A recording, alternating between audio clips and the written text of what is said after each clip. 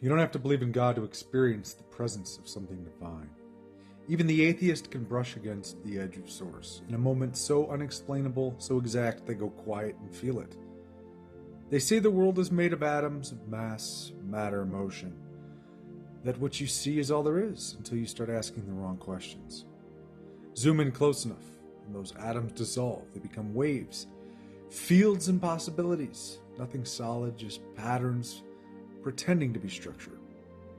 You zoom out, your life stops being a timeline and becomes a storyline, threaded with symbols, laced with timing, stacked with echoes you were never taught to hear. You ever wonder why deja vu feels like truth bleeding through the cracks?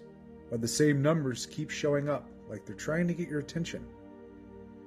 Why people exit your life like clockwork right before the thing you needed to face arrives?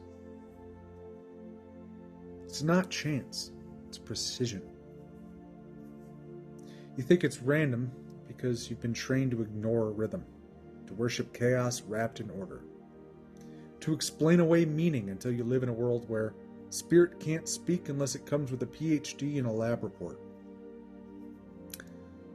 But spirit isn't waiting for approval, it's embedded. It's the chill on your skin when the air goes still before something changes. It's the words someone says that answer a question you didn't ask out loud. It's the dream that shows up 2 days before the event. That's not spiritual fluff, that's the interface. Reality is layered, and some people spend their whole lives operating on level 1.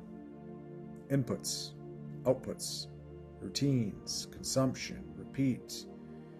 Never once questioning the program they were handed. But others, they notice the bleed through.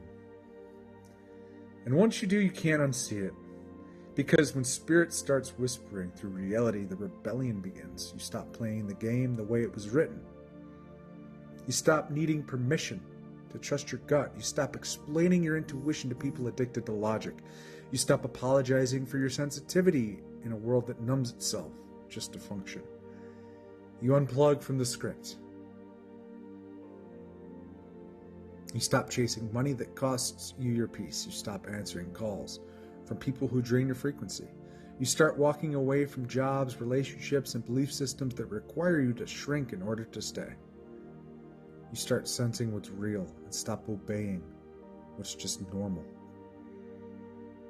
And then you break through. You abandon approval. You awaken awareness. You align with authenticity. You burn the blueprint. You break the belief. You breathe like it's your first time here.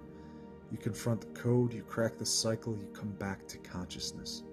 You don't beg for clarity. You become it.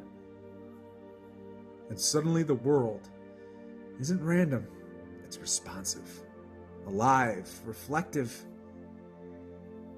You begin to feel the architecture of something ancient, something intelligent, something that doesn't care what you believe, only whether you're listening, because belief isn't required.